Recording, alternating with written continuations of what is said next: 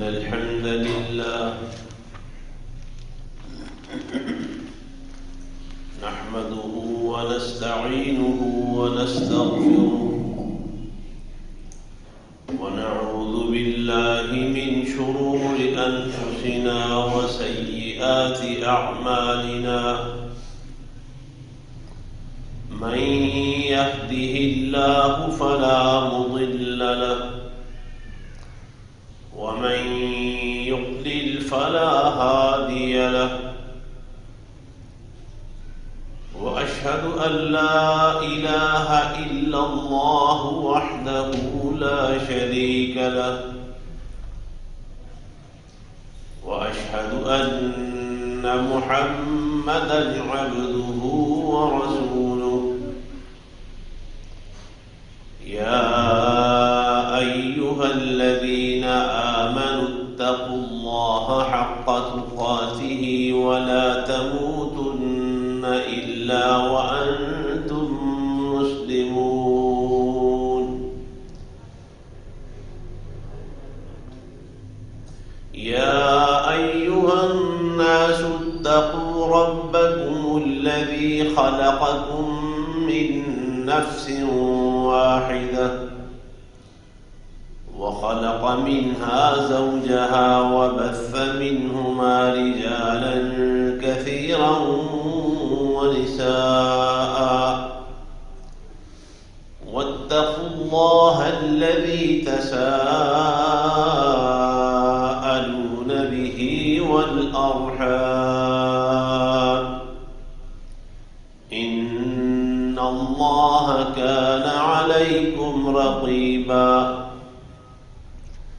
يا أيها الذين آمنوا اتقوا الله وقولوا قولا سديدا يصلح لكم أعمالكم ويغفر لكم ذنوبكم ومن يطع الله ورسوله فقد فاز فوزا عظيما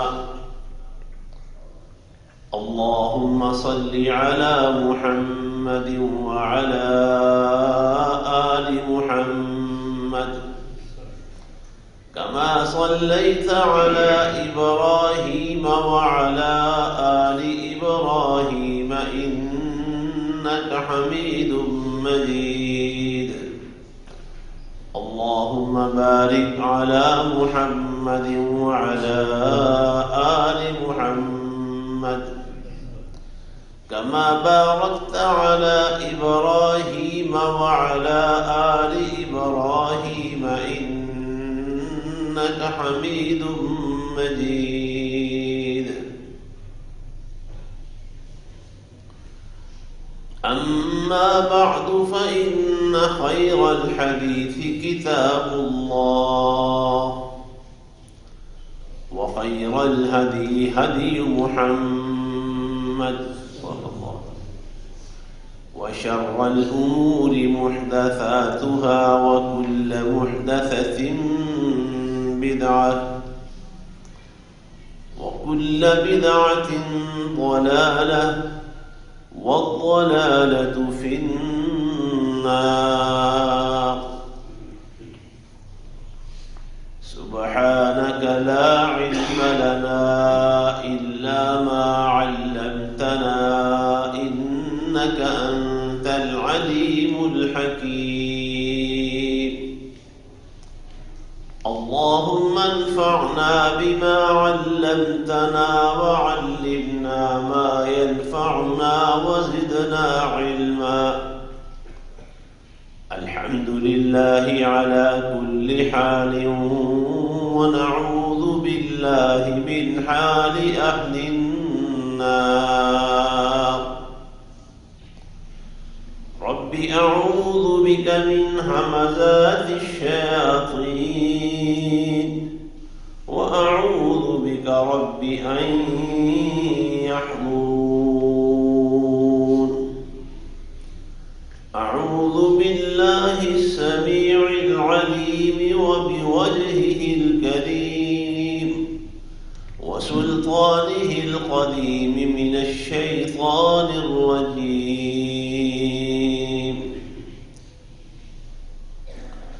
قالت إني أعوذ بالرحمن منك إن كنت تقيا۔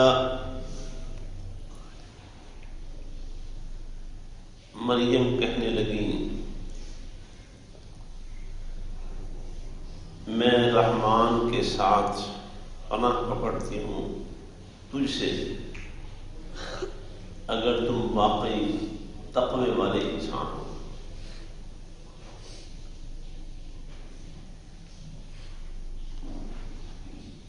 مریم علیہ السلام نے جب اس تنہائی میں اپنے پاس ایک انسان کو موجود پایا تو گھبرا گئی، لیکن اس گھبراہٹ میں اپنے اوسان خطا نہیں ہوئے، خوف کی وجہ سے اپنا آپ بے قابو نہیں ہوا۔ سب سے پہلی بات اور سب سے پہلا خیال جو ان کے دماغ میں آیا اور منہ سے جو جملہ نکلا کہ میں تجھ سے رحمان کی پناہ چاہتی ہوں۔ اور اسی نقطے پر، اسی بات پر ہم نے اپنا پچھلا خطبہ جمعہ مکمل کیا تھا اللہ کی توفیق کے ساتھ، اور میں عرض یہ کر رہا تھا کہ کسی بھی قسم کا خطرہ، کسی بھی قسم کی پریشانی سامنے آ جائے، آپ کیا دکھا دیں، آپ آ جاؤ، کوئی بھی پریشانی اللہ کو کبھی بلانا نہیں چاہیے، فراموش نہیں کرنا چاہیے۔ سب سے پہلا دھیان وہ اللہ سبحانہ و تعالی کی طرف جانا چاہیے۔ آپ نے سیرت طیبہ کا یہ واقعہ سن رکھا ہوگا، امام البانی رحمہ اللہ سلسلہ احادیث صحیحہ میں یہ واقعہ نقل کر رہے ہیں کہ نبی علیہ السلام صحابہ کرام کے ساتھ ایک غزوے میں تھے، اور صحابہ اس بات کا دھیان رکھتے تھے کہ جس درخت کے سائے میں نبی علیہ السلام آرام فرمائیں وہ سب سے گھنے سائے والا ہونا چاہیے۔ آس پاس کے جتنے درخت ہوتے ہیں ان میں سے سب سے گھنے سائے والا درخت ہونا چاہیے۔ چنانچہ آپ کسی ایسے درخت کے نیچے دوپہر کے وقت اپنی تلوار درخت کے ساتھ لٹکا کے لیٹ گئے آرام کیے۔ دشمنوں کا کوئی پہرے دار وہ گھومتا گھامتا اس طرف آ نکلا، اور جب اس نے دیکھا کہ نبی علیہ السلام اکیلے لیٹے ہوئے ہیں، کوئی پہرے دار بھی نہیں ہے، تلوار بھی درخت کے ساتھ لٹکی ہوئی، اس نے اپنے طور پر بڑے اطمینان سے اور چپکے سے آ کے وہ تلوار اتاری اور تلوار سونت لی، اور بے ساختہ اس نے پکارا من یمنعک منی، اور آج تجھے میرے وار سے کون بچائے گا۔ یہ بھی ذکر آتا ہے کہ بڑا پہلوان شخص تھا، اکیلا شخص کئی بندوں سے وہ کشتی کر جاتا تھا، دنگل کرتا تھا، اپنی پہلوانی پہ ناز، اس تنہائی اور خلوت کا فائدہ اٹھانا چاہتا ہے۔ نبی علیہ السلام سوئے ہوئے اور اس نے تلوار آپ ہی کی ہاتھ میں پکڑ لی اور للکار رہا ہے کہ تمہیں مجھ سے آج کون بچائے گا۔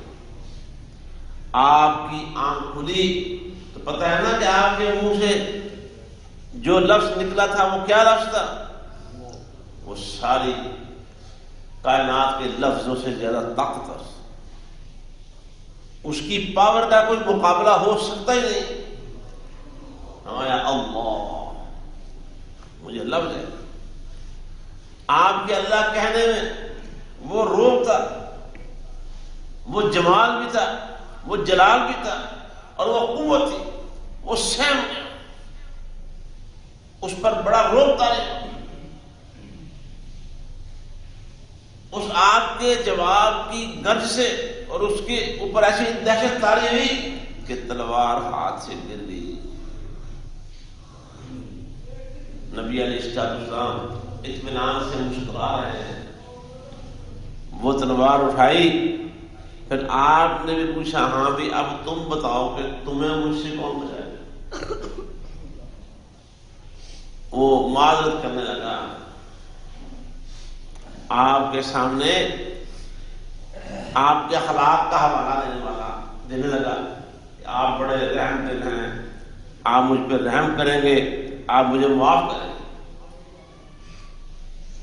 لیکن ہمارا موضوع کیا ہے کہ آپ کو جب اس حوالے سے گلکارا گیا اور آپ سوئے ہوئے تھے تو آنکھ کھلنے کے ساتھ ہی آپ نے جو جواب دیا اس کو، وہ کیا تھا؟ اللہ ہمارے دھیان سے کبھی اوجھل نہیں ہونا چاہیے، ہمارے خیالات سے اور ہمارے خواب و خیالوں سے اللہ کبھی مخفی نہیں ہونا چاہیے۔ ہمیں اللہ کو نظر انداز نہیں کرنا چاہیے، ہمیں خود کو اللہ سے بے خبر نہیں رکھنا چاہیے۔ تو یہی اس خاتون نے، مریم علیہ السلام نے اس خلوت میں جب انسان دیکھا اور گھبرائی اور فوراً اپنے آپ کو اللہ کی پناہ میں دیا، لیکن ساتھ یہ بھی حوالہ دیا ان کنت تقیا، اگر تمہارے دل میں اللہ کا ڈر ہے، تقوی کی کوئی روک ہے، تو پھر میں تجھ سے اللہ کی پناہ چاہتی ہوں۔ تقوی جو سب برائیوں کے آگے رکاوٹ ڈالنے والا، ہر غلط خیال سے، ہر غلط بات سے انسان کو روکنے اور بچانے والا، یہ تقوی دراصل ایک توازن ہے جو انسان کے اندر ہو، انسان کا، انسانی زندگی کا بیلنس ہے۔ تقوی کے ساتھ ہی انسان انسانیت کی معراج پہ پہنچتا ہے، تقوی کے ساتھ ہی انسان بنتا ہے، تقوی کی وجہ سے ہی انسان ہر غلط کام سے، ہر برائی سے، ہر بے اعتدالی سے بچتا ہے۔ اللہ کا ڈر، اللہ کا حیا۔ صحابی نے نبی علیہ السلام سے مختلف سوال کیے، ساری گفتگو کے آخر میں آپ نے فرمایا فَاللَّهُ أَحَقُّ أَن يُسْتَحْيَا مِنْهُ، سب سے زیادہ اللہ اس بات کا حق رکھتا ہے کہ اس کا حیا انسان کے دل دماغ میں، سب سے زیادہ اللہ اس بات کا حق رکھتا ہے۔ قرآن میں کیا ہے؟ فَاللَّهُ أَحَقُّ أَن تَخْشَوْهُ إِن كُنتُم مُؤْمِنِينَ، اگر تم ایمان والے ہو تو تمہیں سب سے زیادہ اللہ سے ڈرنا چاہیے۔ کیمرے لگے ہوئے ہیں، سیکورٹی گارڈ کھڑا ہے، لوگ آ جا رہے ہیں، موقع نہیں مل رہا، ان سب باتوں سے مومن بلند ہوتا ہے، ماں بڑا ہوتا ہے، وہ کہتا ہے نہیں میرا اللہ مجھے دیکھ رہا ہے۔ وہ سیدنا عبداللہ بن عمر یا بعض روایتوں کے مطابق امیر المؤمنین سیدنا عمر فاروق رضی اللہ تعالی عنہ کی طرف یہ واقعہ منسوب ہے۔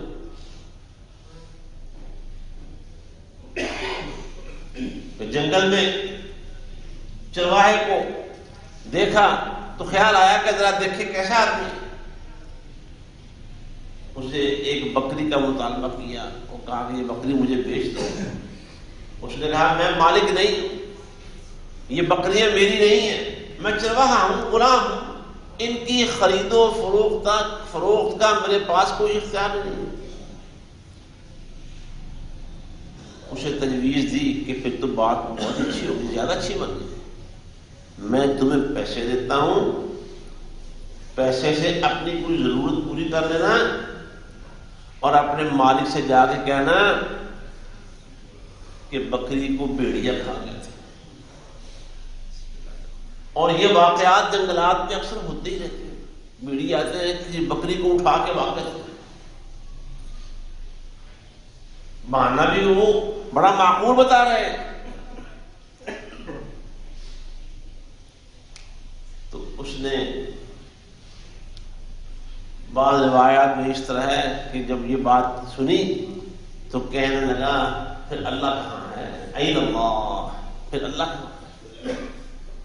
اور بعض روایتوں میں یہ بیان کیا جاتا ہے کہ وہ یہ بات سننا تھی تو بلند آواز سے اللہ اللہ اللہ کہتے کہتے وہ ایک ٹیلے پر چڑھ گیا، جا کے اپنے مالک کو یہ جھوٹ بول کے دھوکہ دے دوں گا تو کل جو حقیقی مالک میرا اللہ ہے اس کو کیا جواب دے۔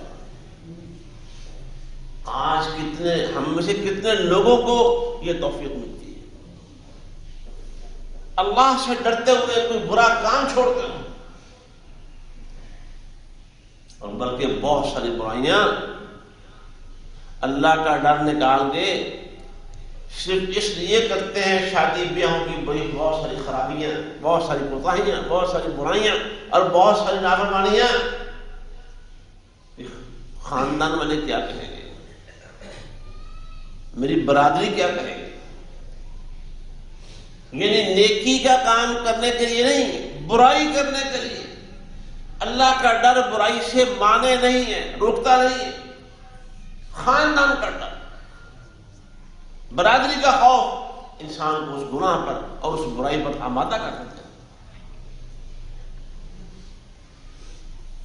اور ایک حدیث میں یہ بات آتی ہے کہ جو آدمی من التمس رضا اللہ بسخط الناس کفاہ اللہ مؤونۃ الناس،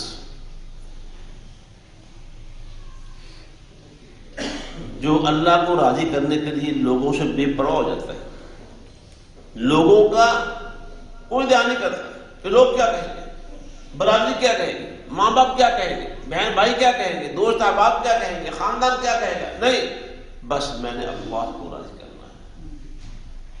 ساری دنیا کو ناراض کر لیتے ہیں، ان کی ناراضی مول لے لیتے ہیں، اللہ کو ناراض نہیں کرتے۔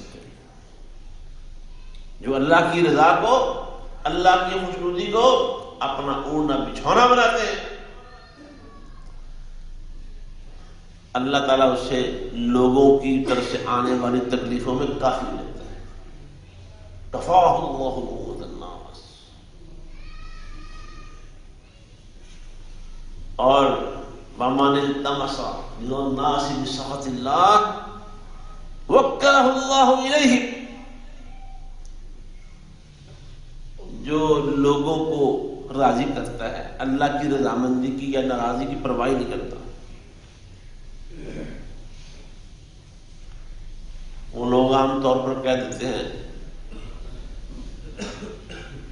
باتیں بنی ہوئی ہیں، مقصد صحیح بھی ہو سکتا ہے، غلط بھی ہو سکتا ہے، کہ رب نیڑے کہ کسونے نیڑے، جی کسونے نیڑے، مگر کسونے سے ڈر کے بندہ وہ کام کر لیتا ہے۔ بعض لوگ یہ کہتے ہیں جی جگ رکھنا اوکھا تے رب رکھنا سوکھا، اللہ تعالیٰ کو خوش کرنے کے بعد معافی حاصل کرنے کے لوگ جینے نہیں دیتے۔ یہ ساری فضول باتیں، فرسودہ باتیں، گھٹیا باتیں، بیکار باتیں۔ فرمایا جو اللہ کی رضامندی اور ناراضگی کی پرواہ کیے بغیر لوگوں کو راضی کرتا ہے، لوگوں کو خوش کرتا ہے، اللہ اسے لوگوں کے حوالے کر دیتا ہے۔ جاؤ دفع ہو جاؤ، تمہارا میرے ساتھ کوئی تعلق نہیں۔ تو اللہ کا ڈر ہمیشہ اپنی زندگی میں سب سے سامنے، سب سے آگے اللہ کا ڈر رکھنا چاہیے۔ جس نے پیدا کیا ہے، جس کے ہاتھ میں موت و حیات ہے، جس کے ہاتھ میں سارے نفع و نقصان ہے. ہمارے نبی علیہ السلام کو اور دیگر انبیاء کرام کو بڑا ڈرایا دھمکایا گیا، موت کی دھمکیاں دی گئیں، لیکن کسی بات میں آپ نے لوگوں کے ساتھ سمجھوتا نہیں کیا، کمپرومائز نہیں کیا، اور ان کو کہا ان اتبع الا ما یوحى الی، میں صرف اللہ کی بات مانتا ہوں، کسی اور کی بات نہیں مانتا. اللہ کا ڈر یہ انسان کو بلندیوں کی طرف لے کے جاتا ہے. اور اصل میں بات یہ ہے، جو دنیا کی چیزوں کے ڈر ہیں، جتنے بھی خوف ہیں، یہ ڈاکٹر کہتے ہیں، انسانی تجربات یہ کہتے ہیں کہ جو خوف ہے یہ انسان کو کمزور کر دیتا ہے، اس کی سوچ کو، اس کے خیالات کو، اس کے ارادوں کو کمزور کرتا ہے. لیکن یاد رکھیے اللہ کا ڈر بندے کو کمزور نہیں کرتا بلکہ زیادہ توانا کا کرتا ہے. اللہ کا ڈر اگر ہو تو بندہ ناقابل تسخیر ہو جاتا ہے اللہ کے حکم کے ساتھ، کیونکہ اللہ کا ڈر اصل میں اللہ تعالیٰ کی محبت کے غلاف میں لپٹا ہوا ہوتا ہے. میرا اللہ کا ڈر نہیں ہوتا. دو چیزیں ہوتی ہیں، ایک اللہ کا ڈر ہوتا ہے اور ایک اللہ کے ساتھ محبت ہوتی ہے. اور جو سچی محبت ہے وہ کبھی ناکام نہیں ہوتی.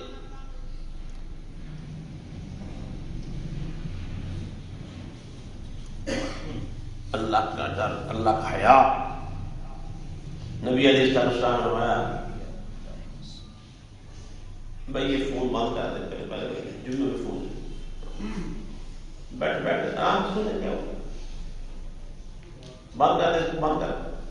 جمعے کا ادب یہ ہے میرے پیارے بھائی، جمعے کے دوران کوئی بات نہیں کرتا، کچھ پاس ہویا ہو نا تھوڑا.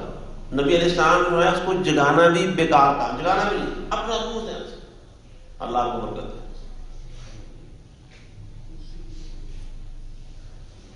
نبی علیہ السلام نے فرمایا ان مما ادرک الناس من کلام النبوات الاولى اذا لم تستحی فاصنع ما شئت. سابق انبیاء کی نبوتوں کی تعلیمات کا خلاصہ یہ ہے. اللہ ایک جملے میں سابقہ سب نبیوں کی تعلیمات کا خلاصہ ہے کہ نہیں؟ یہ بات کہ کوزے میں دریا بند کرنا. نبی علیہ السلام نے فرمایا تھا، صحیح بخاری میں حدیث ہے، مجھے اللہ تعالیٰ نے جامع ترین کلمات دیے گئے ہیں، میرے علاوہ کسی کو دیے ہی نہیں. جامع ترین کلمات، چھوٹا جملہ کہہ کے معانی کا اور مفاہیم کا ایک پورا دریا اندر بند ہو جاتا ہے. نبی علیہ السلام کی حدیثوں پر آج تک شروحات لکھی جا رہی ہیں، شرح بند نہیں ہو رہی، حق نہیں ہو رہی. ایک حدیث کی شرح پہ حدیث ہرقل ایک مشہور ہے. جب ابو سفیان رضی اللہ تعالیٰ عنہ ابھی مسلمان نہیں ہوئے تھے، شام گئے ہوئے تھے، ہرقل کے دربار میں پہنچے، وہ پوری حدیث پر ایک مستقل شرح لکھی، کتاب لکھی. ایک حدیث جبریل، جس میں جبریل امین انسانی شکل میں آئے تھے اور 4 سوالات کیے تھے، اس ایک حدیث کی شرح پر الگ سے کتابیں لکھی گئی. اور صحیح بخاری کی حدیث ہے، اس کو حدیث ولی کہتے ہیں، جس میں نبی علیہ السلام نے فرمایا، اللہ فرماتا ہے، حدیث قدسی ہے، اللہ فرماتا ہے جو کوئی میرے کسی ولی سے عداوت کرتا ہے، دشمنی کرتا ہے، میں اس کے خلاف اعلان جنگ کر دیتا ہوں. اس پر امام شوکانی نے پوری ضخیم مبسوط کتاب لکھی ہے، حدیث قتل الولی فی حدیث الولی. ایک جملہ فرمایا آپ نے، اور اس میں کیا بیان کیا آپ نے ذرا یاد ہے؟ سابقہ سارے نبیوں کی تعلیمات کا خلاصہ. وہ جملہ ہمارے موضوع سے متعلق ہے، اذا لم تستحی فاصنع ما شئت. حیا اور اللہ کا ڈر سب سے بڑی رکاوٹ ہے کسی بھی برائی اور کسی بھی گناہ کے آگے.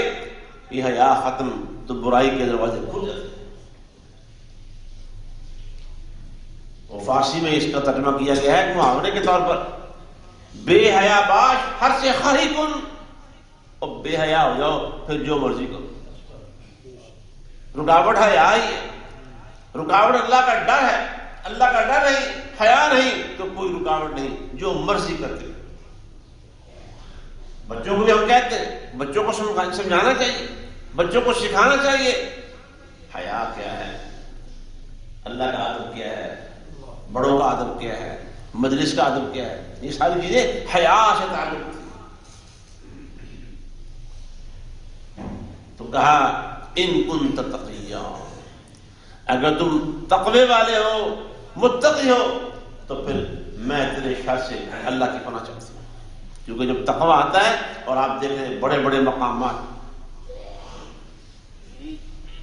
شادی بیاہ کے لیے جو خطبہ نکاح پڑھا جاتا ہے، اس پہ جو آیات پڑھی جاتی ہیں قرآن کی، وہ تقوی کے درس پر، تقوی کی تعلیم پر مبنی ہے. قرآن میں نمازوں کے ساتھ تقوی کا ذکر ہے. اچھا یہ نکاح کی بات ہوئی ہے، اور اگر کبھی معاملہ نکاح شادی کامیاب نہ ہو سکے، ناکام ہو جائے اور جدائی ناگزیر ہو جائے، تو وہاں بھی قرآن میں ایک جگہ نہیں بہت ساری جگہوں پر اللہ نے تقوی کا درس دیا ہے. اگر تقوی ہوگا تو تمہاری زندگی، شادی ناکام ہو جائے گی، زندگی ناکام نہیں ہوگی. شادیاں ناکام ہوتی ہے. نبی کریم صلی اللہ علیہ وآلہ وسلم کی پھوپھی ذات سیدہ اسماء ام المؤمنین رضی اللہ تعالیٰ عنہ، ان کی شادی خود نبی علیہ السلام نے اپنے غلام چہیتے اور لاڈلے سیدنا زید بن حارثہ کے ساتھ کی تھی. شادی کامیاب نہیں ہو سکی. شادی ناکام ہونا دوسری چیز ہے، اور زندگی ناکام ہونا دوسری چیز ہے. شادیاں بھی تقوی سے کامیاب ہوتی ہیں، اور اگر کسی وجہ سے کامیاب نہ ہو سکے تو زندگی کو ناکام نہیں ہونا چاہیے. وہ جہاد کے ساتھ قرآن نے تقوی کا حکم دیا، زکوٰۃ کے ساتھ تقوی کا حکم دیا، حج کے ساتھ تقوی کا حکم دیا، قربانی کے ساتھ تقوی کا حکم دیا. وہ تقوی ہو تو بندہ صراط مستقیم پر قائم ہے، بندہ اللہ کے راستے پر پوری طرح سے گامزن رہتا ہے. اللہ اس بندے کا ہاتھ چھوڑتا ہی نہیں. اللہ جو ہاتھ پکڑ لیتا ہے نا، والذین جاہدوا فینا لنہدینہم سبلنا، اللہ بندے کے جنت میں پہنچنے سے پہلے اس کا ہاتھ نہیں چھوڑتا. تو اللہ ہمیں تقوی نصیب فرمائے. دو باتیں ہو گئی آج کے خطبے کی اس آیت کی روشنی میں. پہلی بات یہ دوبارہ عرض کرتا ہوں کہ جب بھی کوئی تکلیف، کوئی پریشانی، حتیٰ کہ اچانک کوئی مصیبت آ جائے، جس قدر مرضی خوفناک مصیبت آ جائے، اللہ کی عزت دھیان کرنا ہے، اپنے آپ کو اللہ کی پناہ میں دینا ہے. اس تکلیف سے، اس مصیبت سے، اس پریشانی سے اپنے آپ کو اللہ کی پناہ میں دینا ہے. اللہ کی پناہ میں دنیا اور آخرت کی کوئی چیز بھی انسان کو تکلیف نہیں دے سکتی، نقصان نہیں پہنچا سکتی. اللہ کی پناہ میں ڈھونڈیے، اپنے آپ کو اللہ کی پناہ میں دیجیے. اور بالخصوص میں یہاں عرض کروں گا، وہ دعائیں ڈھونڈیے، تلاش کیجیے. ابھی پچھلے دنوں پروفیسر ڈاکٹر محمد حماد لکھوی حفظہ اللہ تعالیٰ بتا رہے تھے کہ ان کے والد تھے مولانا محی الدین لکھوی. وہ ڈاکٹر صاحب بتاتے ہیں کہ ہمارے والد صاحب ہمیں پناہ والی دعائیں کثرت کے ساتھ پڑھنے کی تلقین کیا کرتے تھے. کچھ دعائیں ہیں جو صبح و شام کی دعاؤں میں شامل ہیں، جس طرح اعوذ بکلمات اللہ التامات من شر ما خلق، جن کے شروع میں تعوذ آتا ہے. ایسی تمام اور دعائیں یہ پڑھنے کا اپنے آپ کو عادی بنائیے، اپنے آپ کو ہمیشہ اللہ کی پناہ میں دیکھ رکھیے. کوئی چیز بھی آپ کو نقصان نہیں پہنچا سکتی، اور اگر کوئی چیز آ بھی جائے تو بے ساختہ آپ کا دھیان اس مالک کائنات کی طرف جانا چاہیے. اور دوسری بات تقوی. تقوی شعار بنیے، تقوی اپنی زندگی کا اوڑھنا اور بچھونا بنائیے. تقوی والی صفات اپنائیے، خود اپنے اندر بھی، آنکھوں میں، گفتگو میں، معاملہ کرنے میں، کھانے پینے میں، ہر معاملے میں اپنے اندر تقوی پیدا کیجیے. اللہ میرا اور آپ کا حامی ناصر ہو، ہمیں متقین کی صف میں شامل فرمائے. وآخر دعوانا الحمد للہ رب العالمین.